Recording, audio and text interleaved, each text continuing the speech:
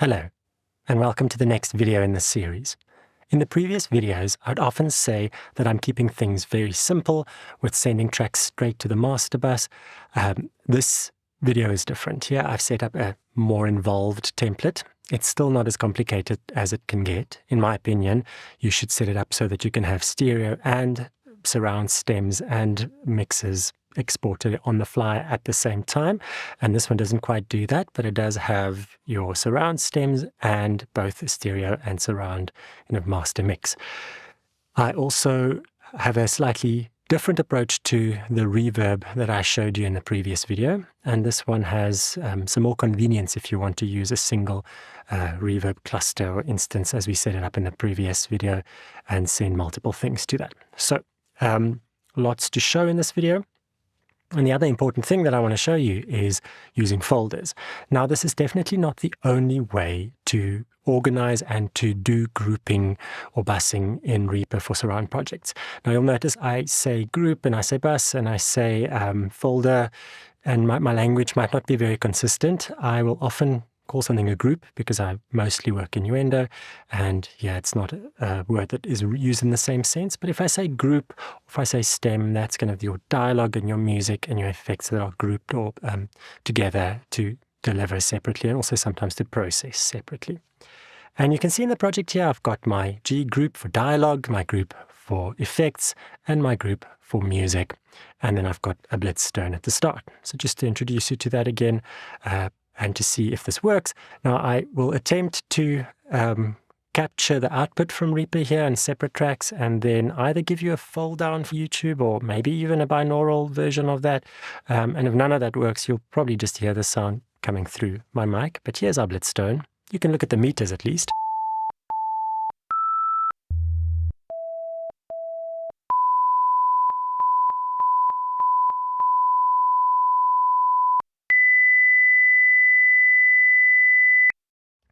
Now, if you don't know what one of those are, go read about it. It's a clever channel identifier that shows you all the channels, and it is also useful when you do a stereo fold down and if you do kind of basic leveling in terms of how strong a tone comes through on various speakers. So we recommend that all the projects are started with that because it's the quickest way to identify if something's been exported or rendered incorrectly. And I actually have that in its own group here. It can sometimes form part of the effects depending on how you set up your grouping. So we have that. And what I'm doing here is I'm using folders for visual organization, as you can see, but they are passing through audio. So you have to be quite careful to set that up correctly in Reaper with 5.1. Otherwise, you're going to mess the 5.1 up. So basically, as we've said before, each of our tracks here that are part of the project, they all have resurround pan on them, and they have to be set to the correct width. Now, unlike what you used to in Reaper, when you can quite interchangeably go between a mono and a stereo item or clip on a track, you can still do that here, but with some repercussions, because the resurround pan is set manually in terms of the input channels and how that behaves in the panner. So here we have to be quite strict with keeping like with like in terms of channel count. And here we're going to have examples of mono and stereo and 5.0 and 5.1 all spread out across this project. But back to the folders, what's important here is that the folder is going to be the thing that sends your audio to, in this case, our submaster, which is where we've got our fold down converter, but it should not have resurround pan on it. The panning is done on the track level. Here you just pass through the audio, but it is also important that you set your folder track width manually to the correct width. So I've opened it here. You have to have your track channels be 6 on the folder and 1 to 6 going to 1 to 6, and it must not go to the master send because we've got the submaster. So this is my DX folder, and let's just check. FX folder is the same, MX folder, same, and you saw the tones now that's coming through the same, so the folders are routing correctly. But then each track has resurround pan on it, otherwise it's not going to work. You can have aux buses or group tracks separately from folders that you house in Reaper. That's also a way to do it. And then using the folders just for visual organization. In such a case, you would not send any audio from the folder. So there won't be a parent send. There will also not be any send here. And then your individual tracks would then send directly to those groups, which you can have in another place, like another folder. But in this case, I'm using it for both purposes, just to keep this project slightly smaller. So what I also set up here that I want to show you first is reverb, built 5.1 reverbs in the same style as what we did in the previous video. But this time, you're not going to send 2 or 3 different sends per track where you want to use the reverb. You're rather just going to send one send to a receive track that I've created, and that receive track is going to send to center and front and rear reverb plugins. And here I am in fact including the center channel as well with reverb there. So have a look at what I've done here. I am going to my DX reverb. Now if I open this here, here is my DX reverb, and for all of these videos so far, I've only used stock Reaper plugins, but I'm going to use a free plugin in this case, because for sound to picture, I found not as easy to use reverberate and create a domestic room or something that we'd often use in post-production. So I've used Soundly's Playset, which is a free plugin, which is quite a nice post-production driven convolution reverb and a futzing tool. If you haven't used it before, check it out. It's a very nice tool. And I'm using that here, which is a stereo reverb, and I'm using 3 instances of that. And again, I've built reverbs, surround reverbs using that with the same technique. But you could totally do this with reverberate if you get the parameters right. So you'll see I've got my center reverb, my front reverb, and my rear reverb, and the same applies in terms of how they panned. You'll see the center one is going just to the center channel using resurround pan, front one going to front, left and right, and the rear one is going to the rear, left and right. But now to decorrelate, as we said before, I've used, it's the front stereo. I've used Playset, and I'm not using the speaker simulation. I've used the living room full-on wet with this slider here or knob for our front stereo. And then to decorrelate that, I've actually, for the rear, used a different living room, which is probably not the best thing to do, but it sounds okay. But what I've also done to decorrelate it is I've brought in this wall. This wall slider in Playset makes the sound be next door if the wall is 100%, and there's a gradual way of bringing that in. What I have found with Playset is that if you bring in wall, it really gives you a lot of lower end sound. So that's the reason for having an EQ in there. It's just quite an aggressive low shelf to take that away again, because I don't want lots of low frequencies behind me. But what I've also done is I've added a 60 millisecond delay. In this case, that's probably too much for a living room, but I've delayed the rear surround. So between the EQ and the delay and the different reverb, I'm getting a different version of the surround room. Now, I could probably use the same living room and just tailor the EQ and delay of the rear part of that and have the same, but it was a bit more dramatic when I used the different living room there. And for the front one, it's the same living room, but it's in terms of how this is routed, it's just mono in the center channel. But here comes the thing that makes this a little bit easier. So I have, if I want to use this reverb, I have to send signal to the DX receive channel. Now this one does not go anywhere. It's not sent anywhere other than the reverb channels. It does not go to the parent send. I don't want the audio output from this receive channel to be used anyway. I just want this channel to distribute the audio to my 3 parts of the reverb. And that's what you can see. There's 3 sends here. So I've got my front center, my front left and right, and my rear sends that I've set up here. The front one you see I'm sending in mono. And these, here you can set the relative levels of what I'm using. Now, as I explained in the previous video, it's quite common for surround reverb, especially on voices, to be strongest left and right, very weak or even absent in the center channel, and then depending on the type of reverb present in the rear channels. And you can tailor that with these 3 sends. At the moment, I've got it very small in the center, but basically equal level between front and back. And you can tailor that balance using these sends. And the nice thing is now, when you want to send multiple different dialogue tracks to this room that we created, you don't have to set up 3 sends on each one of those tracks. So if I go to my dialogue track here, all I have to do is set up, I know I can drag and drop to do this, but I'm just going to do this in this drop down. I'm going to send to my DX receive. And remember from the previous video, it has to be pre-fader because there's resurround pan, otherwise it's not going to work. And now I can control my send level here in terms of how much reverb we get. And this receive channel is going to distribute it to all 3 of these reverb units. So just so that you can hear what it sounds like, here's my dry voice. Dear Mary, you know I love you and the children dearly. And now if I take this send, where is it? Did I delete it?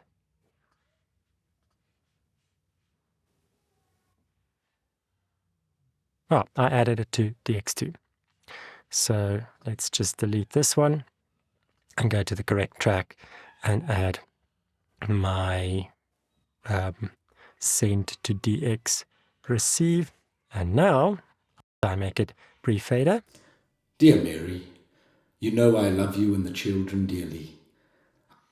And if you couldn't hear it, look at the meters. You can see there's quite a lot of reverb happening around me. Obviously, that's way too much, so I would bleed it in just as much as I want. Dear Mary, you know I love you and the children dearly. I have sent you home to England because I feel a need. So there we go. Not a great sounding reverb, but you get the idea in terms of building it. Probably have to make that delay shorter for the smaller space here. So that's our dialogue track. And now if I wanted to have another dialogue track send, I just do the same, and then I can have a different level sending, and I don't have to do those 3 separate sends. Now you would notice here in the project that, as I said in the previous video, I've got my dedicated dialogue reverb here, and a separate one for sound effects and a separate one for music in terms of keeping those stems nicely separate. For the living room effects one, I've just duplicated the same, so it's that same living room. But just to demonstrate that to you, I've got a random door creak sound here. I'm only using free sound effects or ones I've recorded myself here. This is a door creak, and dry, it sounds like this. And same thing applies. I now am going to send to the effects receive, make it pre-fade, and decide how much to give. And now that creak is in the same living room reverb that we set up. Same because I duplicated the entire group. It was quite quick. But now when we export our stems, it's going to be, that reverb's going to be dedicated to the effects stem. And just to show you where that goes in terms of, I showed you where the resurround pan, how that's set up for the effects. But what you also then have to do properly is on my group, or rather my folder that I'm using here for the reverbs. Here's the folder for the living room. On the routing there, similar to other groups, it is 6 channels wide. It doesn't have a parent send, and this one is sent to specifically to my group for DX, so that when we export it is in the correct place. And the same is done for effects, and the same is done for FMX in terms of our reverb units here. Now the music one I set up a little bit differently, because I suppose I would for diegetic music put it in that same living room, but just to show you a different approach here for the music, I have added on that same soundy place that they don't really have music spaces, but there's a cathedral in there. So I have some score moments here, and it's going to be more dramatic to hear this on a piano. And here, same principle applies, but where I place it, I've used a cathedral. And another way that I decorrelated it that I didn't show you on the living room is if you choose your space, you can have a reverb length. So I've also set different lengths in terms of front and back. Longer for back, shorter for front, and even shorter for center. And I've done that with the reverb here too. I did that with the living room. So I've got that cathedral. Same thing applies in terms of the rear. There's a bit of wall. There's a bit of the low shelf. And there's a longer delay here because cathedral is bigger in terms of 70 milliseconds. So have a listen to our dry piano.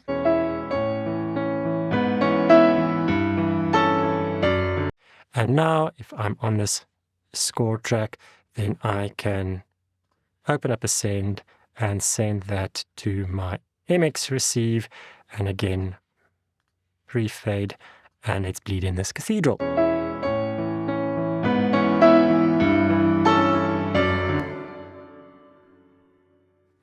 And if you listen to this in surround, you hear kind of a decay going behind you because of that longer reverb behind, and about because of the delay there.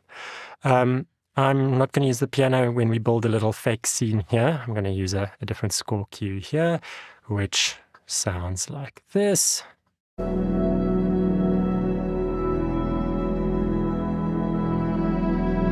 I'm going to send a lot more reverb just to get it sounds a little bit more. So let's delete that one. Then I want to show you, we can keep that random door creak at the end after the voice is done. And then in terms of ambiences or effects in general, this is where we generally need the most amount of different track types. Mono ambiences, stereo ambiences, surround, same thing with effects depending on how you're designing that. But here you have to be very careful in checking your resurround pan. You'll see my mono, it says mono effects, that's what the door creak is on. Then I've got a stereo ambience here, and all of them, the input channel on resurround pad is set up correctly, and it's reset to be on the right speakers there. So here is a stereo reverb, not stereo reverb, stereo ambience, just an interior recording of rain outside.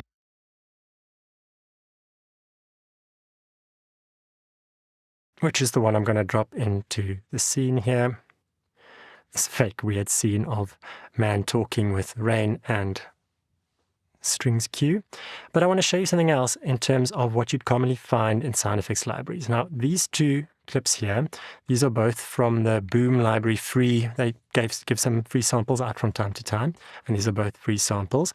And when you open them, you'll see there are only 5 channels on the clip here, and it's quite common to have this. This is a 5.0 file. There's no LFE built in. There's full range sound on this. Now, if you just put this on a 5.1 track, then it's going to be routed incorrectly because it assumes the fourth channel is an LFE, which it isn't.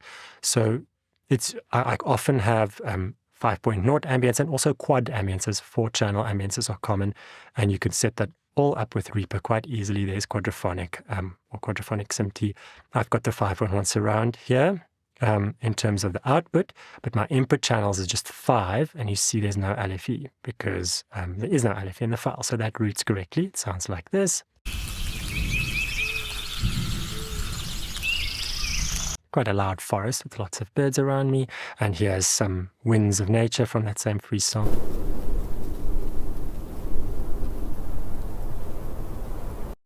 And sometimes you don't get 5.0 ambiences, you do, but they're packaged in a 6-channel file where the LFE is just left blank. So that's what I've got here.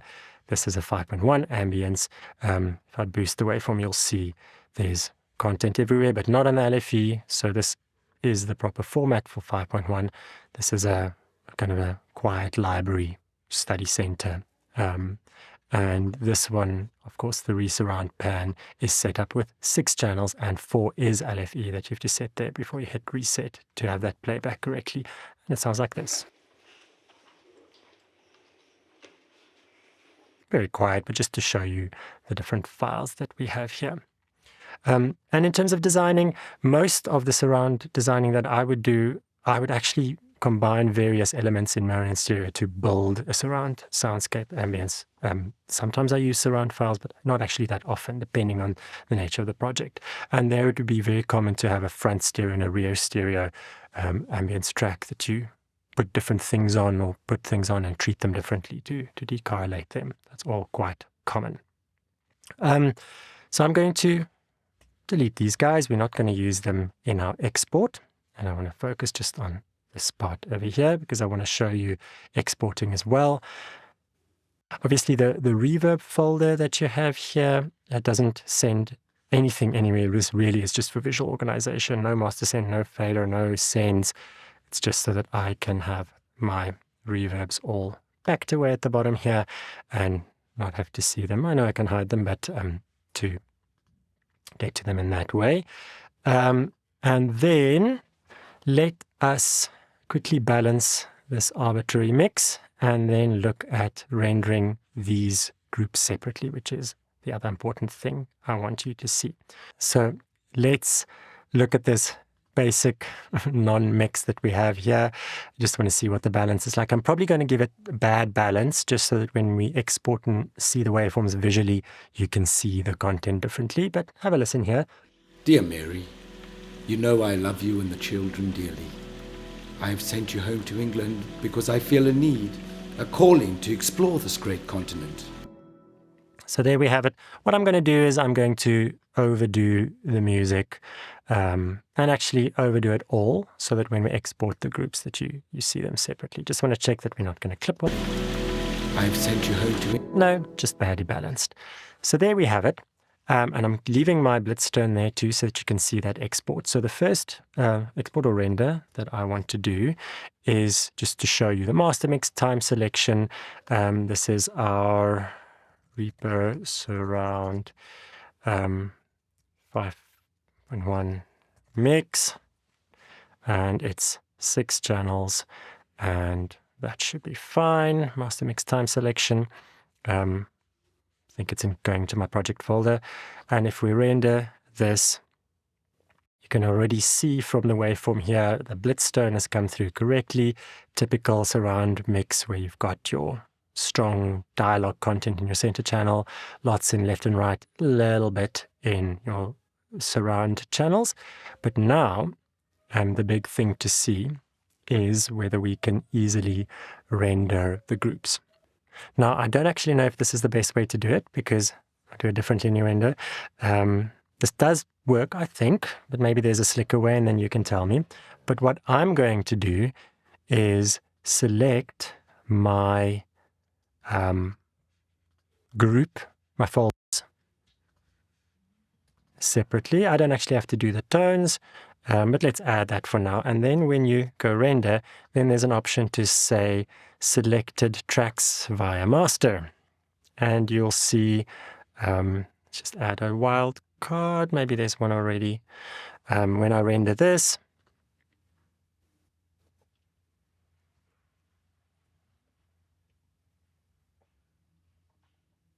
you can see those 4 separate files rendered correctly, the different groups, including the tones there at the end. What I also want to show you is a stereo fold-down version of this. In fact, you can use what I just said, do exactly the same thing with this fold-down enabled, and then it'll give you the stereo stems as well. So I'm not going to do that. I'm just going to do a mix. But if we open this plugin, check the previous video to see how this is set up. I've got 2 presets for low LFE and no LFE. I'm going to keep the lower LFE for this case, and it's no longer bypassed.